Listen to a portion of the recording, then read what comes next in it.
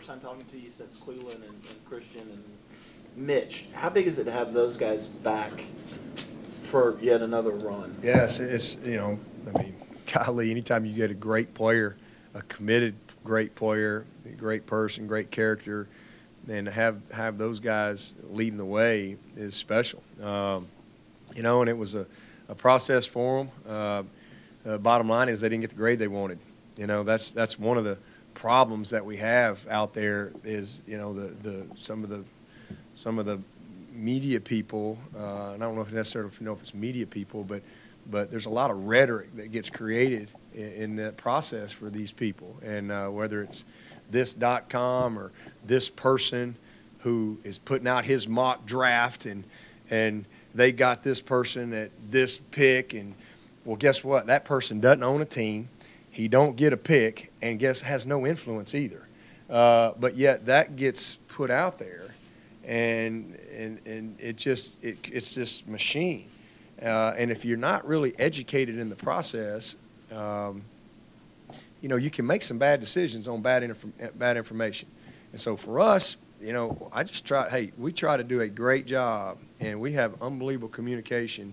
Woody does an amazing job of kind of managing that with all the NFL people, he and Jeff Davis.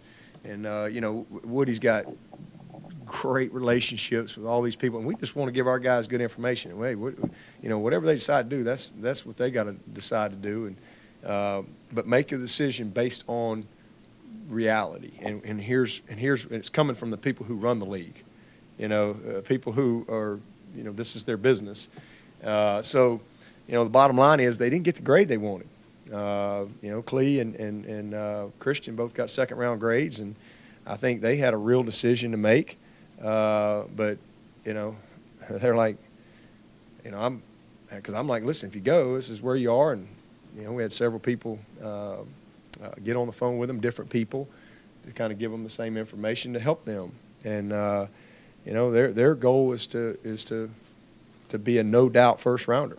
And so, they made the decision to come back, and, that's their reason. Simple as that. I think if they had gotten first-round grades from the NFL committee, they would have gone. But they didn't. Got second round. And here's the reasons why.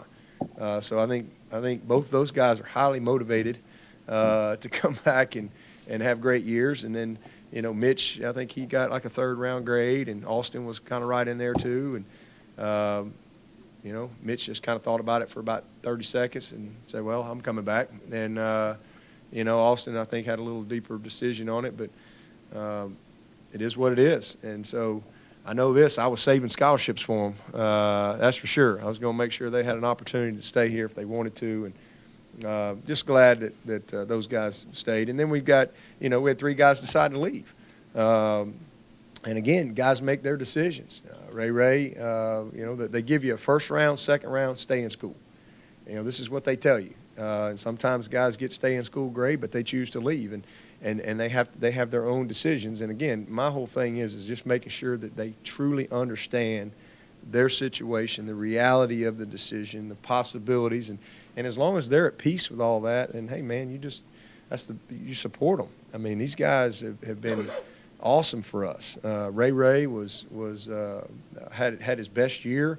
I think he's got a lot of talent. He's got a bright future, and I don't have any doubt that he's good enough to play at the next level.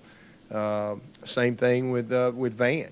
Van is a very talented player, and he understands his situation and his reality. But this is something he felt like he was ready to do, and so my big thing is that they finish school. That's the big thing. To me, that's what I owe them, and I tell them that's what you owe me.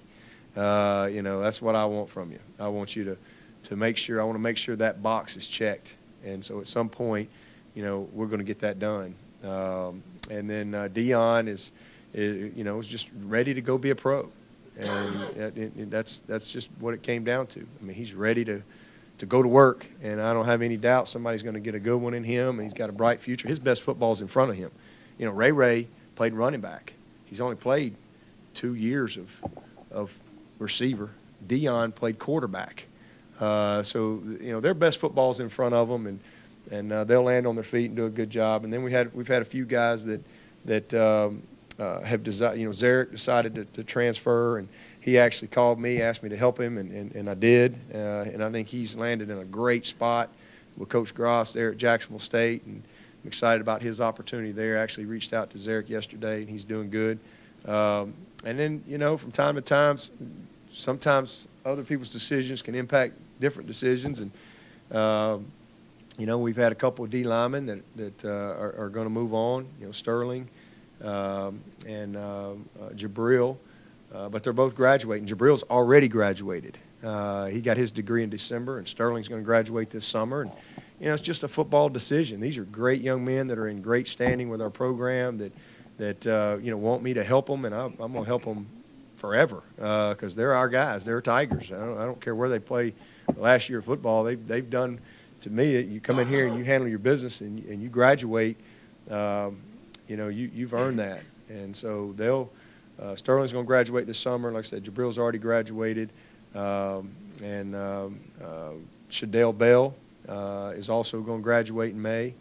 C.J. Fuller is going to graduate this summer. So we got a few guys, and you know, I always plan on those guys staying.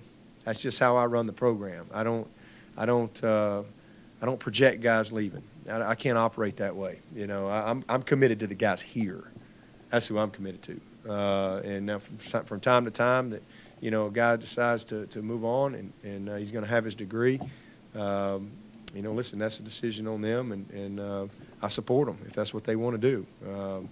So, you know, that's a little bit about what's going on off the field, but I mean, we're in a great spot, and again, got a great group to go to work with here in a few weeks.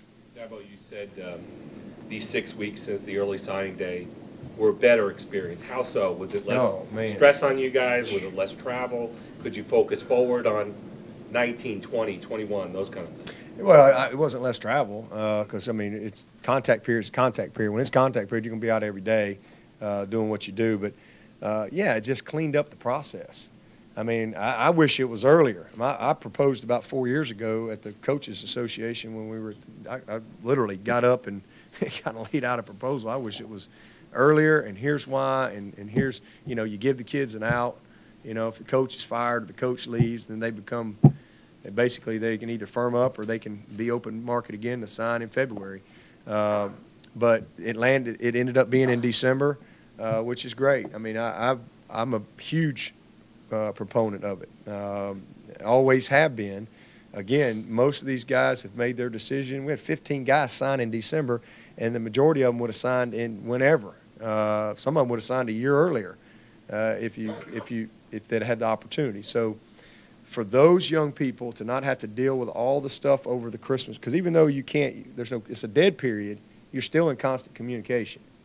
And for them to be able to end that process, which they wanted to do, and move on, I think was huge for those prospects. And then same thing for the coaches. So we had 9 mid-years, so there were still 6 guys, you know, that I'm going to see and doing home visits and all that. Nothing was different except they've already signed. And so it was just a very, you know, laid-back process. But, yeah, it also allows you to, you know, really, from a head coach standpoint, do a lot of spring recruiting to where you can get ahead on some evaluation on some young guys. And that's what was able to happen for us. But the travel is exactly the same. Really, nothing changed for me. That's what I told y'all back in December. There's not one thing that was different in my world in this past December than it's been for the last million years. I was still on the road, still doing recruiting visits, still trying to get ready for bowl games, still working practice stuff. The only difference was guys were able to sign a piece of paper on December the 20th or whatever it was. That's it. They at their choosing could end the process if they wanted to. They didn't have to. That's the only thing different. And other than that, it's the exact same for me. It's always crazy that time of year. You know, and so we've all got support staffs. They produce the scholarships and NLIs and send those out. I mean, you know, other than that, that's about it. Coach, when you're crunching your recruiting numbers and not knowing how much attrition you're going to have through the NFL and transfers, how difficult is that, and has the early signing period helped with managing that? Well, I mean, I think again, I think I've got a good gauge on my team. I try to communicate with these guys. I actually had a conversation with several of them. I had a good feeling on a few of them that had articulated that this might be the case. As far as I had a good idea on how many might leave early, and because I communicate. It's not like I just sit around and wait for somebody to walk in my office. This is a constant communication, and so I had a good feel, but at the same time, you never really know, and so you have to. For me, I'm cautious. I'm not the guy that's going to just go sign 25 every year, and then all right, I've oversigned by 5, and now I got to figure out who to run off, or who to call and tell them, hey, you can't come. You got a gray shirt. That's not who we are. It's not how we built this program, and it never will be that. So there was a couple other spots we probably could have filled this year had I known a little bit earlier. But I do appreciate a couple of these guys at least letting me know. So we did have a chance to continue to recruit a couple guys. We'll have a few scholarships that we'll be able to award to some guys in the fall. Again, knowing that we're going to sign 25 next year. Just to clarify, were you saying Chanel and CJ they're going to transfer? They are. They are. They're going to graduate. They're going to both graduate. They're going to stay here and train. And Jabril and all those guys, they'll stay here and train. And we'll help. They won't help with the process, so going to help them with that and help them get in the right spot. There's a lot of trust there. We have good relationships, and there's a lot of trust, and they want us to help them, make the best decision for them, and that's what I tried to do with Zarek, and I'm glad that worked out, and we'll help these guys make sure they make a good decision too. Was there real suspense with Justin and Mario, or did y'all go in feeling like? No. There's plenty of suspense. Mario, I had a good feel that he was coming. He pretty much told me he was coming, but you just never know. But his parents were very upfront with me. I just think that he just wanted to finish the process however he wanted to finish it. But I was pretty confident in him. Justin, I felt like for a long time was coming. The pinky swear on Thursday, that was the bit. When he pinky sweared me, I was like, all right, we're going to get him. You break a pinky swear, then, we probably don't want you. So, it was, no, there was plenty of drama and plenty of uncertainty. When I left his house on Thursday, I think it was Thursday of last week, I felt confident that we had done everything we possibly could. I'm so proud of Todd and Jeff Scott. Let me just tell you, Todd Bates and Jeff Scott did an amazing job. I recruited the state of Alabama forever. And when I was coaching at Alabama, it's hard to sign players out of that state, even when you're there, much less, to come in out of state. And we've signed some good players from Alabama, but that just, again, shows you where we are as a program. To go into that state, you're 30 minutes or so from Auburn, and Alabama and what they've been able to do, and sign the #1 player in that state. That tells you the type of young man Justin is, the type of the strength that his family has, because there's a lot of pressure on these guys, and people don't mean bad, but fans can sometimes they want kids to do what's best for them. And but he had a strong support cast around him. Coach DeBose and his wife Tracy were incredibly supportive of just making sure that we had a fair chance in the recruiting process. And Jeff and Todd really, again, just did a wonderful job. And we could have taken some other guys. We had some other guys that we could have taken, but we were all in on Justin, and he had given us enough of an indication to give us some hope to kind of hang in there with him. So this was a huge get for us today. Again, to go to there's not been many #1 players leave the state of Alabama or Ohio, and to be able to get the #1 player out of that state says a lot about our program. the young men here, and then again the job that our coaching staff did, and just again creating and being able to promote our message and making sure that they truly understand. I mean, his mom, Justin's mom, Sheree, and Aunt Joy, they were amazing in the process.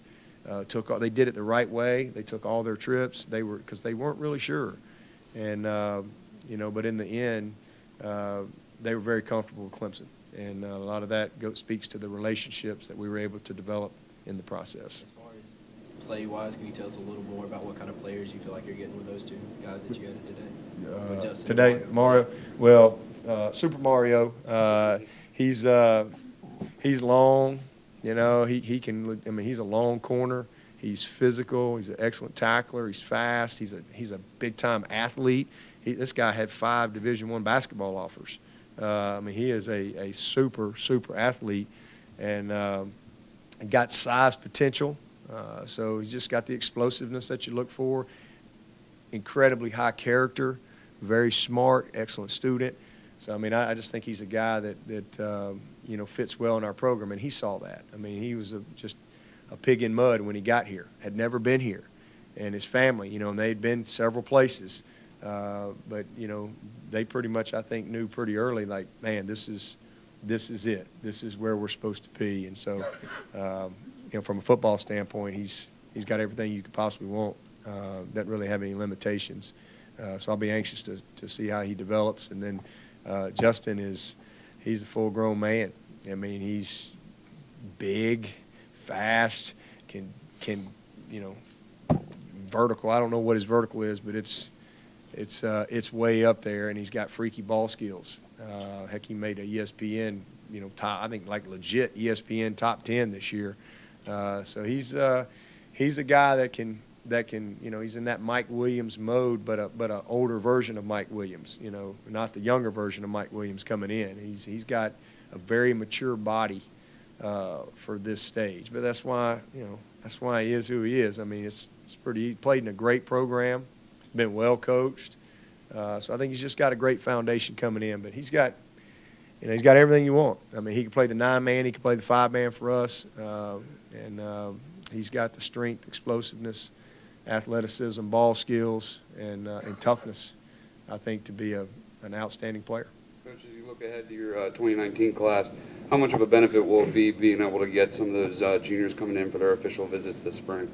It'd be great, but we probably won't do any, to be honest with you. I don't think we'll do any official visits this spring. My big thing is I won't. I'm not into the entertainment deal. I want guys. If guys can't get here unofficially, they're probably not coming for 4 years. So my thing is I want to get to know guys, and so we probably won't do any officials. We'll have a lot of unofficials like we always have. We're not going to really change anything here at Clemson. We're going to continue to operate the way we have, and if that means we lose out on some guys in the spring, then there'll be plenty of guys left in the fall. And so, I want to see guys, make an effort to come here. I want it to be important to them, come to camp. I know if guys come in here, there's a good chance they're going to want to commit, and I want to know more about them.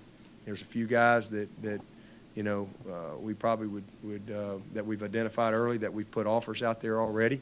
But as far as that change in rule, I don't see anything changing here at Clemson as far as how we go about our business. It's great for some schools, but for us, that's not a real big change for us. Yeah, about another proposal that's kind of bubbled up. I think it's been tabled now. What do you think about that idea of transfers being able to play right away? Yeah, I don't like it. I mean, I'm not sure there's a coach that likes that. I don't know how I don't know how you manage it, how you manage your roster. I mean, there's got to be a lot of changes made. So I think there's got to always be some consequences, and that's kind of what we're trying to create is no consequences. We want a society with no consequences. And everybody first thing to say, well, this coach makes a lot of money, this coach does. Well, guess what? Somebody's getting paid a lot of money too. There's a consequence. There's buyouts, there's things, there should be some type of, you're dealing with young people. And sometimes young people need to learn how to, hang in there a little bit. But, that's kind of where we are. But I'm not for it. I think that, you know, we got to find somewhere. You know, there needs to be some changes. I think there's definitely legislation that needs to come about to maybe modernize is the right word, that process. But I think what's on the table right now is free agency and total chaos, because you're going to have a lot of bad things happening. You're going to have basically like the NFL right now. The NFL has college scouting, but they also have an entire NFL scouting department where they're just studying players from other teams. And so that's what will happen in college. That's exactly what will happen. You know, they're going to be paying attention to, well, Johnny didn't play this week, and so let me make that call to him. And, hey, you know, I told you shouldn't have gone there. And it's just a mess. Or you're getting ready to interview a coach. Maybe I got a D-line coach or D-line spot, and I'm going to interview a D-line coach. So I got 3 guys, and so now this D-line coach, he's coming from this good school. Well, listen, if I come, I can bring this guy, and this guy with me.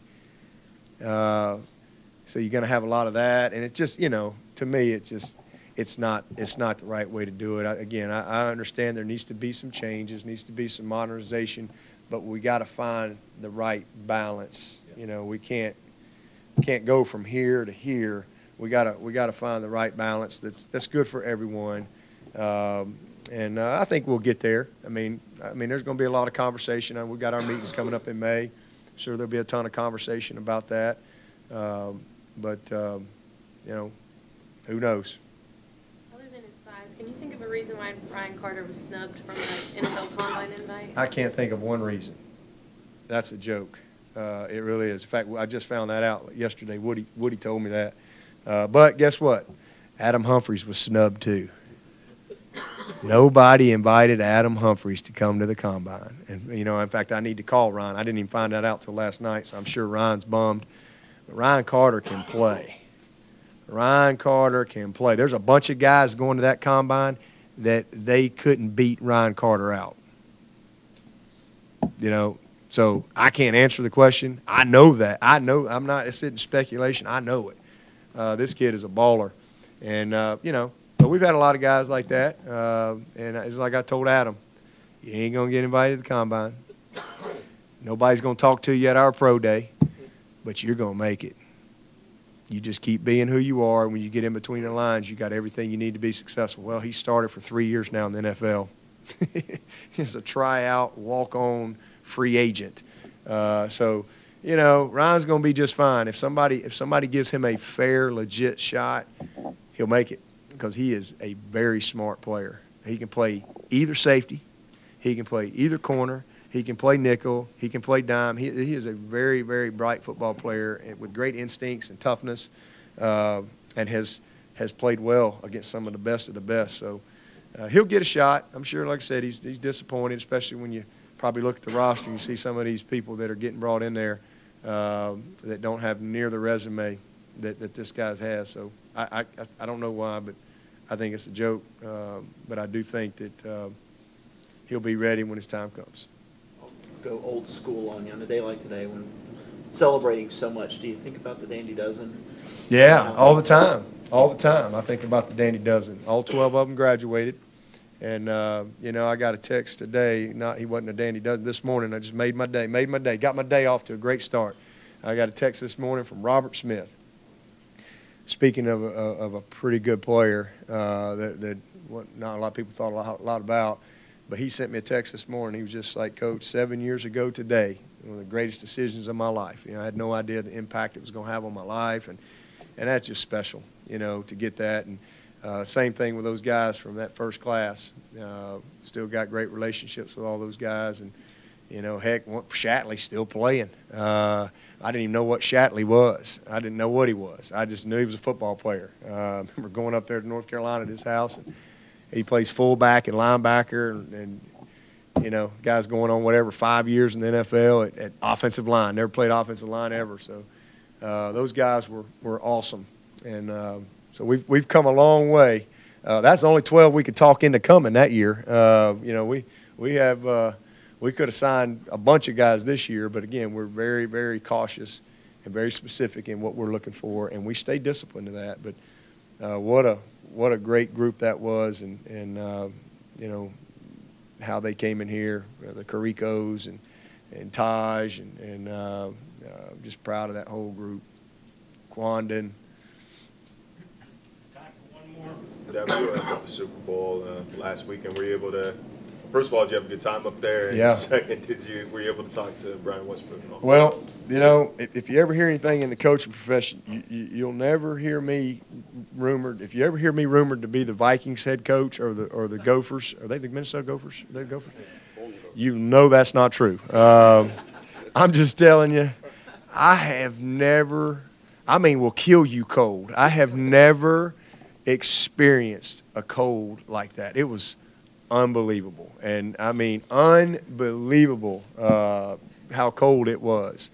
And I'm just not built for that. I mean, I'm from Alabama. Y'all know that. And it was flat, and it was just crazy. But it was an amazing experience. The Minneapolis was awesome.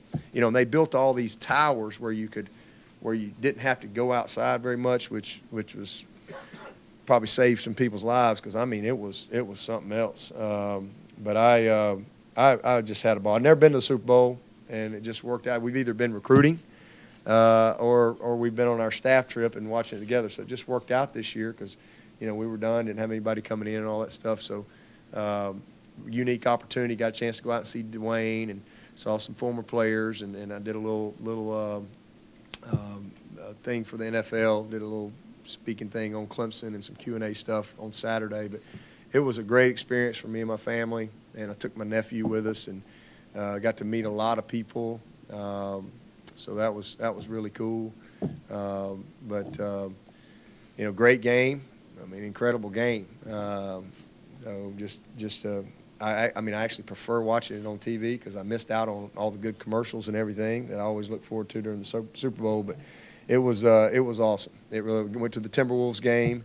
You know, the kiss cam thing, that was a bucket list item. 24 years of marriage, I've always wanted to be on the kiss cam. And lo and behold, it happened. I mean, you know, you never think that's going to happen. You just like, that's not going to happen. And but man, I went in hard too. I was not gonna let the moment pass me up. And Kath was just beat red, but it was awesome. We had a great experience. Clay, my son, loves the Timberwolves, so we got a chance to do that, and definitely an amazing trip.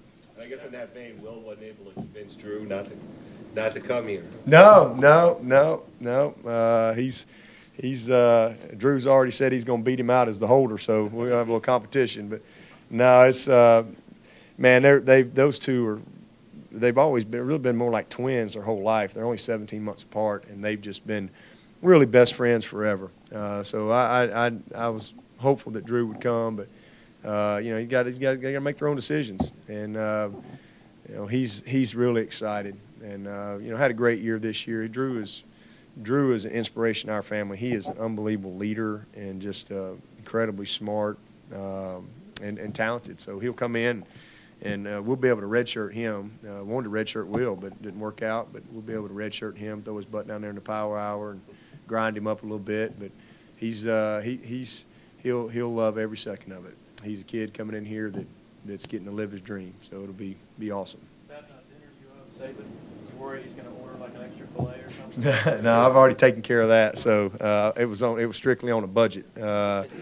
So yeah, congratulations to them. What a finish they had, and you know, they're the champs this year, and everybody will be chasing them this coming up year. Thank you, Coach. All right, thank y'all.